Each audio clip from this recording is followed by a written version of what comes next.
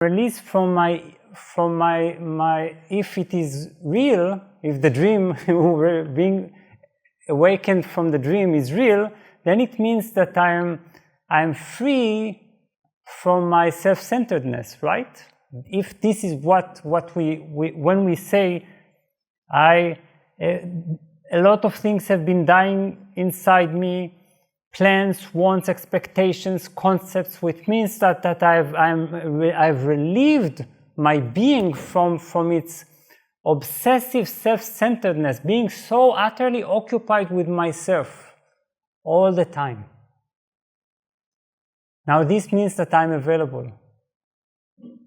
Now why would this mean meaninglessness and void? Isn't that the beginning of beauty, of the reality of the cosmos, the tremendous, unbearable meaningfulness of life?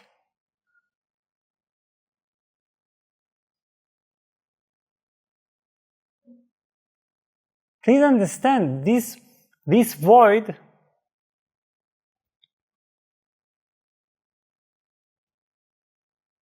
when the Buddha speaks of emptiness, it is not, first of all, it is wrongly translated. There is no, the Buddha never spoke, this wasn't emptiness really. It is more correctly translated into zero. That is the meaning of what he and the Nagarjuna spoke about. So, zero.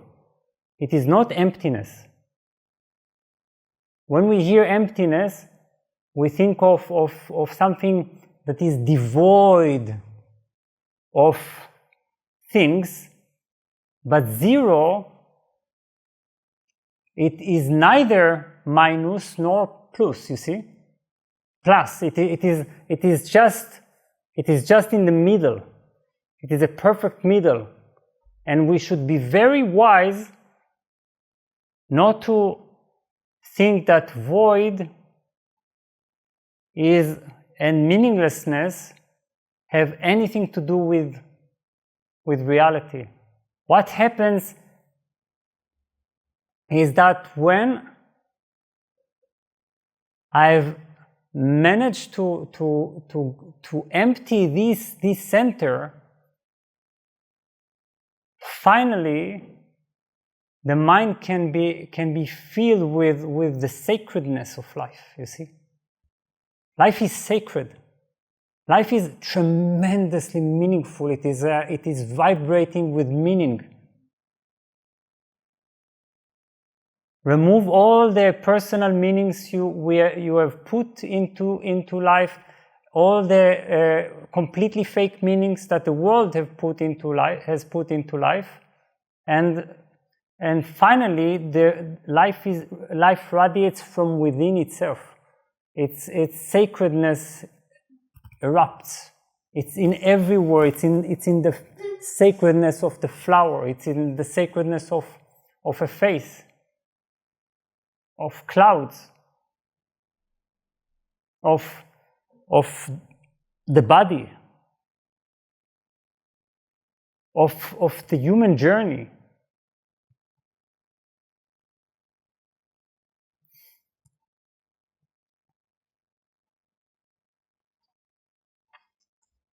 So when we wake up, life for the first time becomes real. Not unreal. For the first time it becomes real, because before that it was unreal.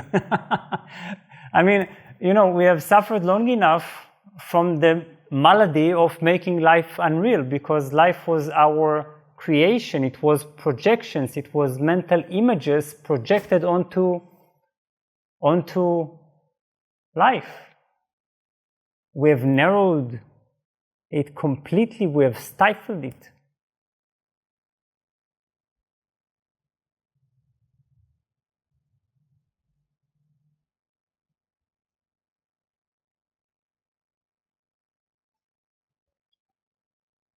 So this is when you ask, what now?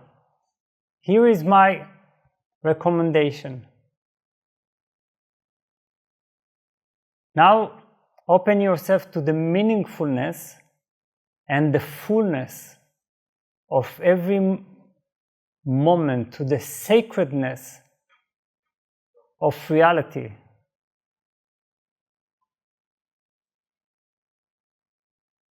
Void is just the beginning point.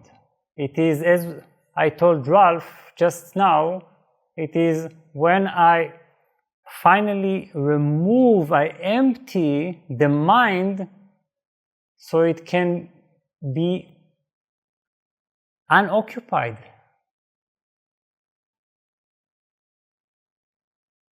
But the mind being unoccupied is not for the sake of remaining unoccupied.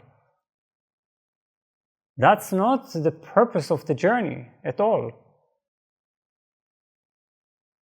The purpose of the journey is for when the mind and the heart are unoccupied, they can finally merge into life. And life is not emptiness. Life is the totality of existence. It is all the dimensions in total flowering at once.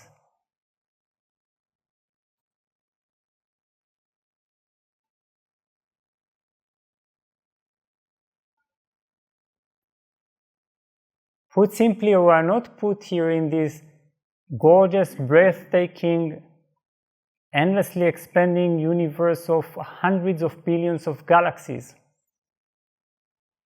Each particle in this universe created with utmost genius that the human mind could never really comprehend, based on countless laws and reason and intelligence. We are not here to negate all that and to say, oh, that's meaningless.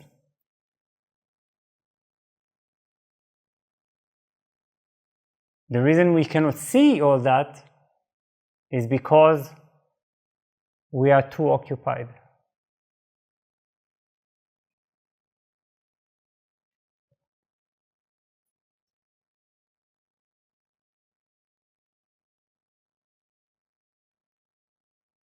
So it's beautiful how you put it. What prevents me from complete surrender. Because now it is time for the mind, the empty mind, to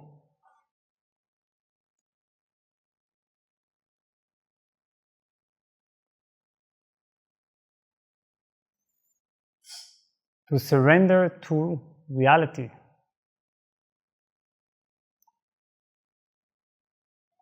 And be very cautious not to now project a mental image on reality based on the current reality of the mind, you see? Saying, because I feel meaninglessness, this means that life is meaningless. Right? Because I feel void inside, life is void. This is how we color reality with our own colors. When we feel meaning, life is meaningful. When we feel meaningless, life is meaningless.